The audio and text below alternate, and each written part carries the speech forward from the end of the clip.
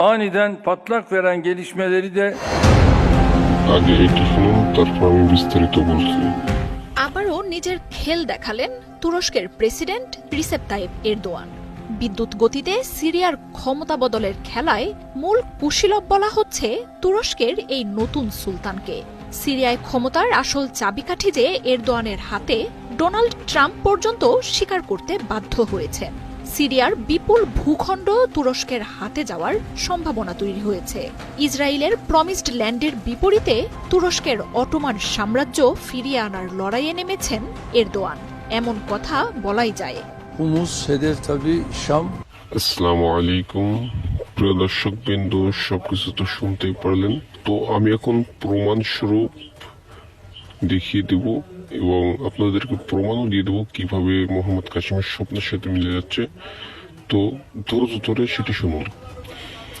তো মোহাম্মদ কাসিমের যে স্বপ্নের পিডিএফটি আছে সেখানে আমি যাব।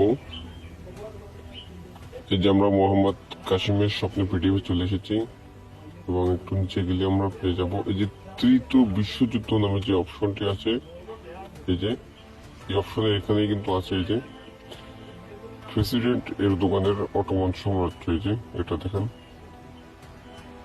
এটা আছে কত পৃষ্ঠা? 34 পৃষ্ঠা। তোমরা 34 পৃষ্ঠা চলে যাব। চলে এসেছে এই যে প্রেসিডেন্টের অটোমান সাম্রাজ্য। স্বপ্নটিতে মোহাম্মদ কাসিম কি বলেন?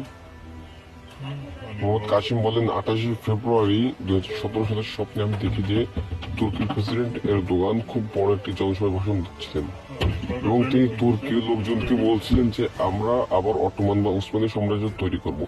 এইসব ক্ষমতা যা আমি অর্জন করেছি এটার একটা অংশ, এবং এইসব ক্ষমতা পাওয়ার পর আমরা মুসলমানদের হারানো অবস্থা ফিরে পাবো।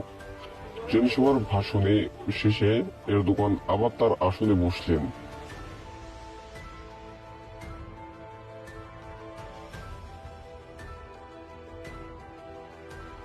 এবং তিনি অত্যন্ত গর্বের সাথে হাসি দিলেন। এটা আমার অনুভূতি তৈরি করছিল যে এত শক্তিতে তিনি ইমাম মাহাদি বলে দাবি করবেন, আল্লাহ ভালো জানেন। তারপর আমি দেখি যে খারাপ বাহিনীর বড় কিছু ব্যক্তিরা এইসব থেকে রাগান্বিত হন। তারা বলেন যে এই লোকটা বিপজ্জনক, এইসব ক্ষমতা পাওয়ার পর সে যে কোনো কিছু করতে পারে এবং তার পরিকল্পনা বিপজ্জনক। সে যদি অটোমান সাম্রাজ্য পেয়ে যায় তবে এটা আরো বেশি বিপজ্জনক হবে। অন্য ব্যক্তিটি বলেন যে তাকে যে কোনো মূল্যে থামাতে হবে। তিনি ইতিমধ্যে তার মিশন শুরু করেছেন এবং তিনি সিরিয়াও অতিক্রম করেছেন। তো যেখানে বলছে সিরিয়াও অতিক্রম করেছেন, যেমনটি আমরা আগে খবরে দেখলাম। অন্য ব্যক্তিটি বলেন যে তিনি মুসলমানদের খুব একটি শক্তিশালী নেতা হয়ে যাবেন। যাই হোক না কেন, এই ক্ষমতা পাওয়ার থেকে তাকে আমাদের থামাতে হবে। তো এখানে কাশ্মীর স্বপ্ন নেই, আমি একটু নিজের মতামত দিয়ে বলিতে, এই যে দুটো ব্যক্তি, একজন হল আপনার ট্রাম্প, অন্যজন হল নেতানিয়াহু, আল্লাহ বল জানেন। তো এরপর মোহাম্মদ কাসিম বলেন, অনুতাই সমস্যা হবে আমাদের জন্য তৈরি করা হবে, আমাদের মাসিহের জন্য একটি পথ প্রস্তুত করতে হবে। তো এখানে মাসি বলতে দাজ্জালকে বোঝানো হয়েছে। তখন আমি পিছনে ফিরে দেখলাম শেষ নবী হযরত মুহাম্মদ সাল্লাল্লাহু আলাইহি ওয়াসাল্লাম চরম দুশ্চিন্তার মধ্যে আছেন। এই জন্য আমার মনে হচ্ছিল খুব শীঘ্রই ভয়ঙ্কর কিছু ঘটবে। স্বপ্ন এখানে শেষ। তো মোহাম্মদ কাসিমের এই যে স্বপ্নটি আপনারা শুনতে পেলেন, পড়লাম। তো এই স্বপ্নের মাধ্যমে কিন্তু স্পষ্ট বোঝা যায় যে এই যে এরদোগান সে কিন্তু আপনার খুব শীঘ্রই ধ্বংস হবে। লাস্টে কিন্তু বলা হয়েছে যে এই কারণে আমার ভয়ঙ্কর একটি দুশ্চিন্তা হচ্ছে, তারা পরিকল্পনা করছে। তো এরদোগানের যে সাম্রাজ্য চলছে অটোমান, তো এটা কিন্তু খুব শীঘ্রই ধ্বংস হয়ে যাবে। আর যেটা মোহাম্মদ কাসিম কিন্তু আপনার অনেক আগে স্বপ্ন দেখেছে। তো মোহাম্মদ কাসিম এখানে স্বপ্ন দেখেছেন 7 জানুয়ারি 2020, আর এখন চলে 2024। তো 4 বছর আগের স্বপ্ন।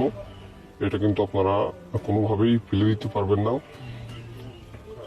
তো তুরস্কের পতন সম্পর্কে তিনি এটা দেখেছেন। যাই হোক, আমাদেরকে বেশি বেশি মোহাম্মদ কাসিমের স্বপ্নগুলো পড়তে হবে, এবং যদি বিস্তারিত জানতে চান তাহলে মোহাম্মদ কাসিম বাংলা.com লিখে সার্চ করুন। তো যাই হোক, আমি আর কিছু বলতে চাচ্ছি না। তো যারা বুঝবে এই যে এরদোগানের যে বিষয়টি, এছাড়াও কিন্তু আগে অনেক বিষয়টি হয়েছে, এই যে আপনার ইরানের পররাষ্ট্রমন্ত্রী সম্পর্কে সুলাইমান কাশিমি। তো এরদোগানের যে বিষয়টি, এটা আর কি আপনারা মাথায় নেবেন, এবং সামনেই কিন্তু আপনারা দেখতে পাবেন যে এরদোগান এবং ইরান এক হতে যাচ্ছে, এবং তারা এক হয়ে কিন্তু আবার আপনার করবে। তো শেষ জামানা সম্পর্কে এরকম আরো অনেক কিছু আছে যেগুলো জানতে পারবেন কিন্তু আপনি প্রায় ওই মোহাম্মদ কাসিম সপ্তাহ পড়ে। তো আগে তারা চেহারা স্রোত দেখে কিন্তু ঘৃণা করলে হবে না, কারণ আল্লাহ তাআলা কারো চেহারা স্রোত দেখে তাকে পছন্দ করেন না, একটা হাদিসে আছে। তো তুরস্কে যে রাশিয়ার যে জোটটি আছে এই জোট কিন্তু গঠন করবে রাশিয়া, গঠন করে কিন্তু আপনার ওই এরদোগানের সাথে যোগ দিবে এবং তারা একটি বাহিনী, সম্মিলিত বাহিনী গঠন করে তারা আবার আপনার আমেরিকার সাথে যুদ্ধ করবে। এটাও কিন্তু মোহাম্মদ কাসিমের সত্যি বলা আছে। যাই হোক, আপনারা এই বিষয় সম্পর্কে ভালোভাবে জানবেন, পড়বেন, আগে সম্পূর্ণ পড়ে রিসার্চ করে তারপর মন্তব্য করবেন, প্রয়োজন ইস্তেখার করবেন। কারণ ইমাম মাহাদির বিষয়টি কিন্তু এই জামানায় কিন্তু খুবই গুরুত্বপূর্ণ একটি বিষয়। সুতরাং কিভাবে বলবো আমি আর কি বুঝতে পারছি না। এবং সমস্ত শিরিক থেকে আপনারা বিরত থাকবেন, বিশেষ করে জামা কাপড়ের ছবি এগুলো রাখবেন না।